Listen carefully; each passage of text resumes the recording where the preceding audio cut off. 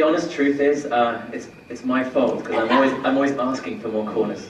Because the one thing about this character is he's kind of, you know, he's the good guy. If there is a good guy in the show, I mean, we're all mixed up and we're all flawed, and you know, Mary's a good guy, and Eddie's a good guy, and Apollo's a good guy. And when you play those characters, you know, I find myself trying to push them into the most awkward positions possible, because then you really find out whether they are good or not. And the thing about our show is characters are grey and never black and never white.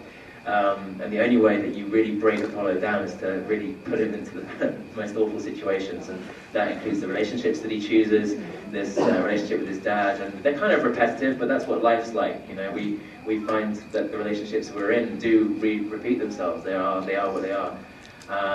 And no, I embrace it, and I'm very grateful to the writers and the producers that they've sort of allowed me that breadth to go into those places, because I think a lot of TV shows wouldn't let the young lead actor become fat or suicidal or all the things that, you know, I've been allowed to do. So no, that's very much, I think that's the test of the character. You have to do that to him. How heavy was the fat suit? How heavy was the fat suit? Well, the actual facial prosthetic was, it looked like a piece of flounder.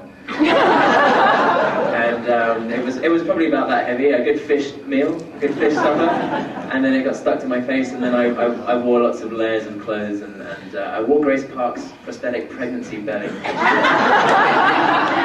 And then when I came back to do the beginning of season 3, there were 2 pregnancy bellies. There was the pregnancy belly of 7 months pregnant or something like that, and then there was this sort of after pregnancy belly. And they'd forgotten which one I was wearing, so suddenly I grew to this. I could fit into any of my uniforms, and they said, "Listen, it's not us. You've obviously just eaten too much." It took me 2 weeks till I saw both of these things. I said, "What's that?" "Oh, that's Grace's other belly. Grace's other belly." Yeah, that's the one I was wearing at the end of last year, and somehow you mistook them. So, you know, it was a deal. It was fun. It was great fun to play.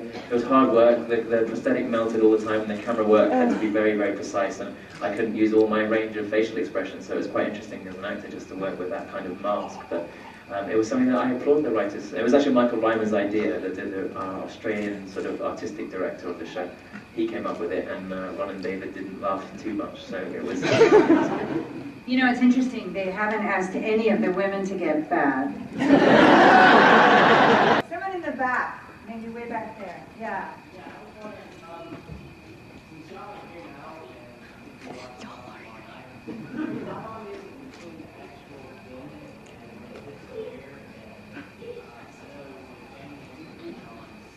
Cold case tomorrow night, yeah. He's competing with himself. No, you can watch both in a really interesting double header. Yeah, start off as a dead terrorist and end up as a, what am I at this stage? An angry son.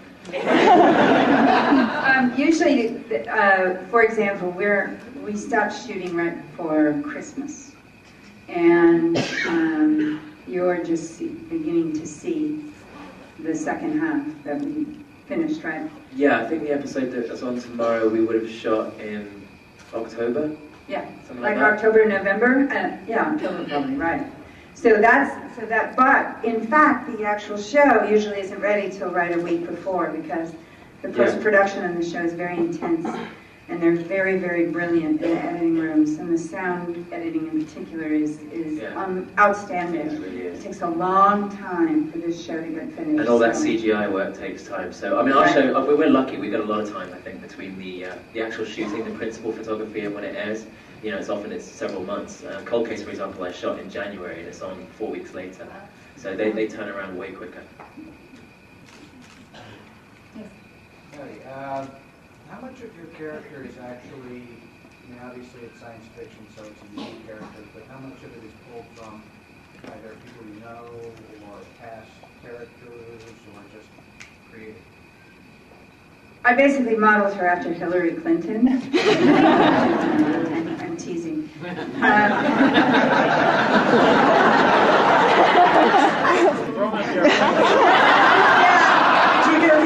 I thought Hillary was stealing from you. No, Hillary has not thrown anyone out an airlock.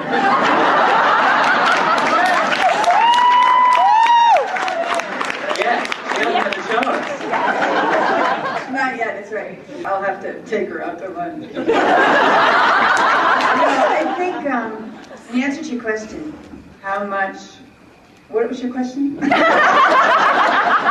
gave you the idea for the character? How did you create it? Well, to me, the root of this character was her unpreparedness, ironically. That's what I was interested in. I was interested in what happens to a woman in middle age who's had a certain career that she's comfortable with, but she basically flew pretty under the radar for the most part. She's a rather shy human being in a very big job, but it wasn't a flashy job. Suddenly is put in front of everyone and has to take on leadership and deal with some very traditionally male issues in the world, like when to kill and when to not kill. And to me, that was a fascinating thing to take a look at inside myself. And how does one grow into power? Where is power inside oneself if one hasn't prepared for it or trained for it? And I think there's a lot of women my age, certainly, and a bit older, who came into positions of power later on in life somewhat ill-prepared.